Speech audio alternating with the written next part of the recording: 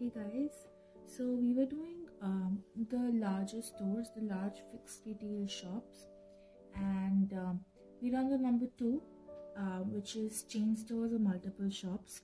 In case you missed on my departmental store video, you can go to the playlist which has internal trade on it, and you can scroll through it and you'll find the departmental store video. It's a separate video only because I wasn't feeling like making a whole long video on the large fixed retail stores at the time, so I just made a small video for departmental stores.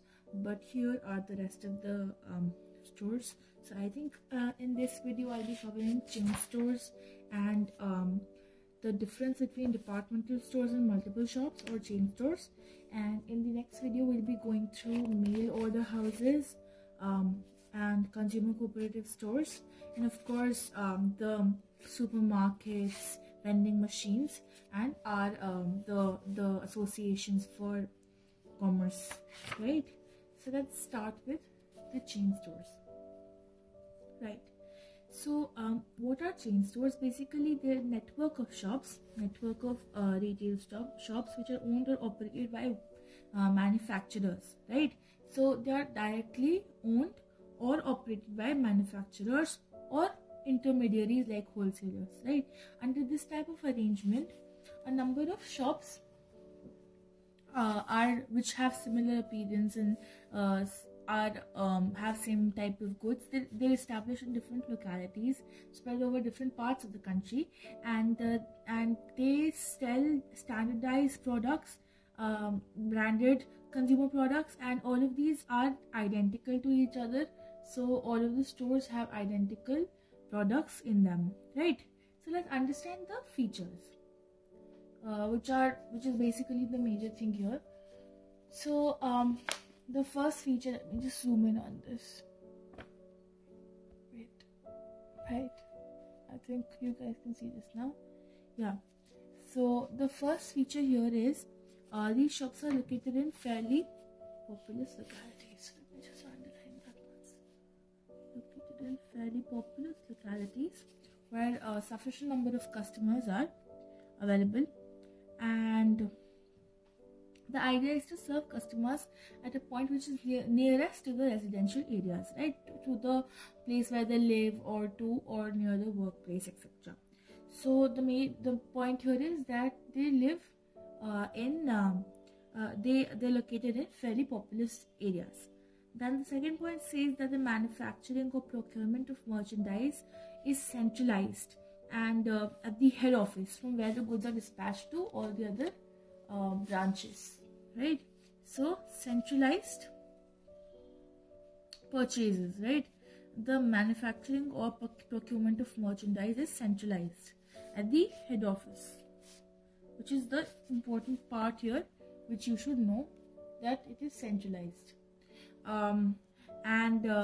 This kind of results in them saving on costs, because they don't have to because each store does not have to buy separately but purchase separately, and there are no differences in prices and such, so it's more convenient and cheaper.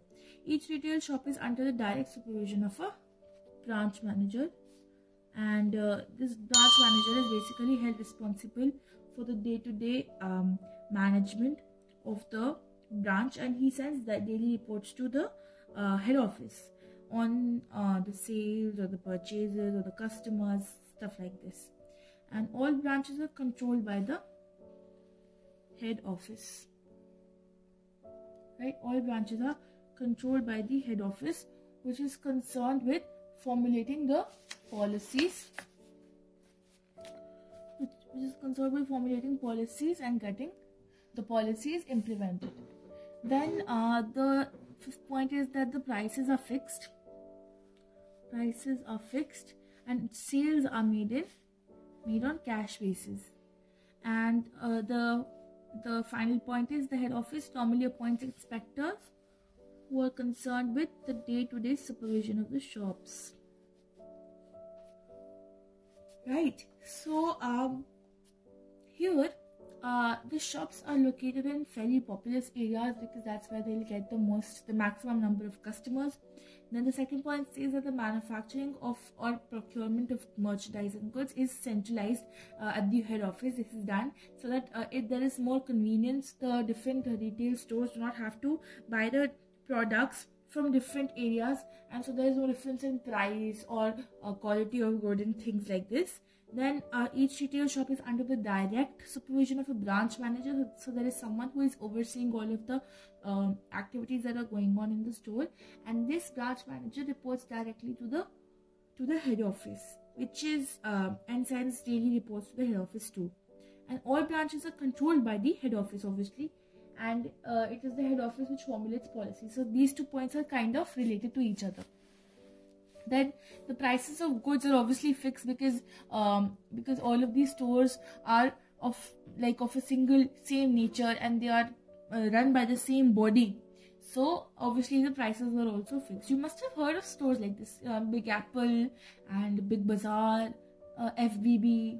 All of these stores are chain stores or multiple shop stores.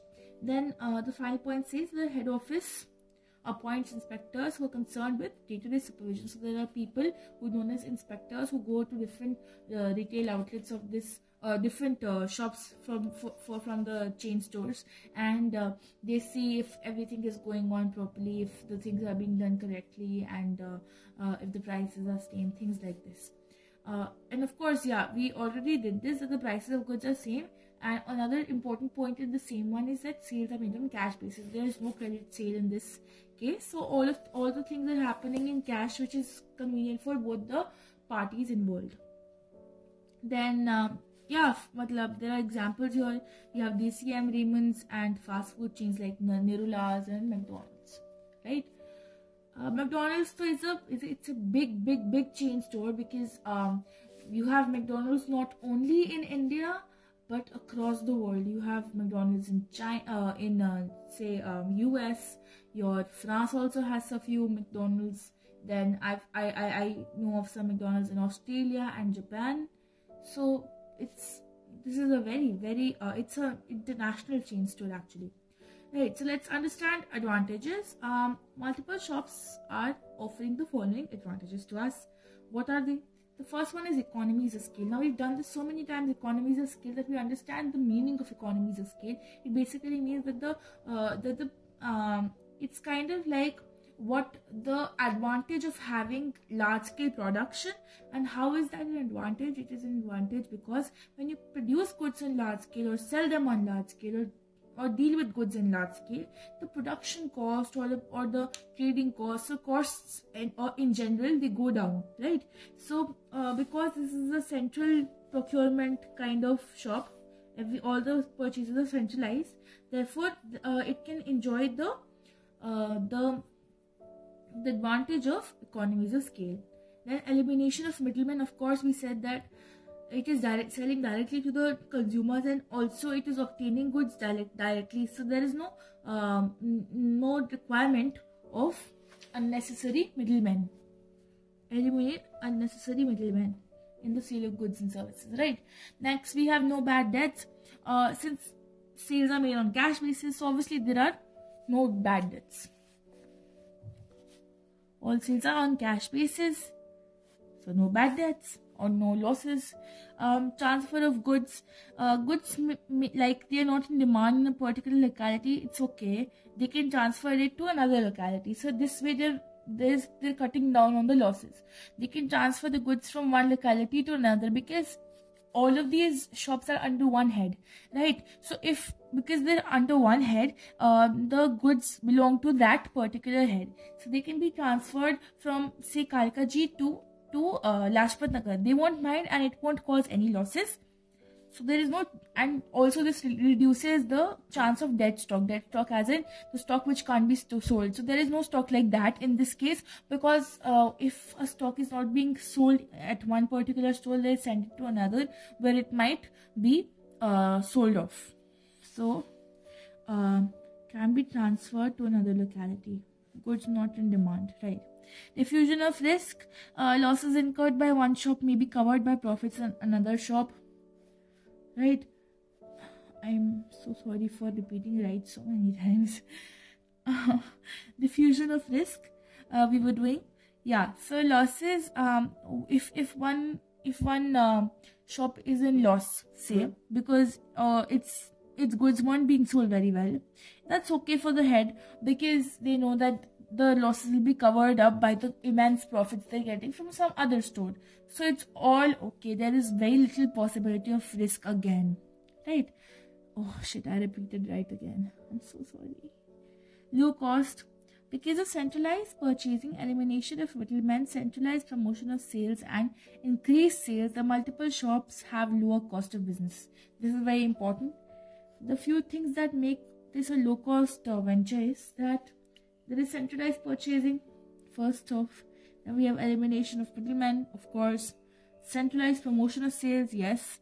And increased sales because they're near the residential and work areas. So all of this results in lower cost of business. Flexibility. If a shop is not operating on profit, the management can maybe close it or shift that same shop to some other good area. So it does not affect the profitability of the shop in general or the store in general. So that's how it works, and that's how it's helpful. This has so many good advantages. You have to learn this. And this is very general also, so like I think you can understand without even having to mug it up, right? Right. Anyways, limited selection of goods. So some multiple shop, not all, okay, this is important. Some multiple shops deal only in limited range of products. So this is especially a problem with the chain stores which are owned and operated by manufacturers, because manufacturers are only producing a certain number of or certain types of goods. So this is a problem which is faced by shops which are operated by manufacturers. They don't sell products of other manufacturers, so consumers get only a limited choice, right? With retailer owned chain stores, they can get a lot of choices, like of a large number of manufacturers. Then there is lack of initiative. So the people who are managing the multiple shops, they have to obey instructions which they get from the head office. So because they're anyways obeying instructions, they feel that it's okay, we have to look up to them. So they become habitual, right?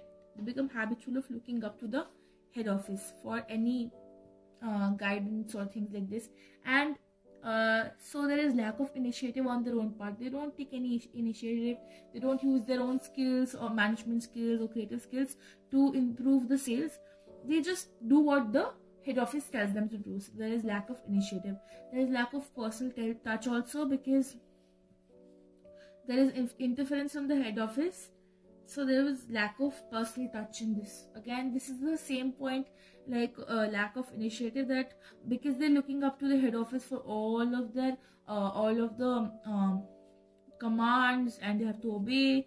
They're looking up to the head office for guidance, so they don't really use their own brains, and so there is lack of initiative as well as lack of personal touch.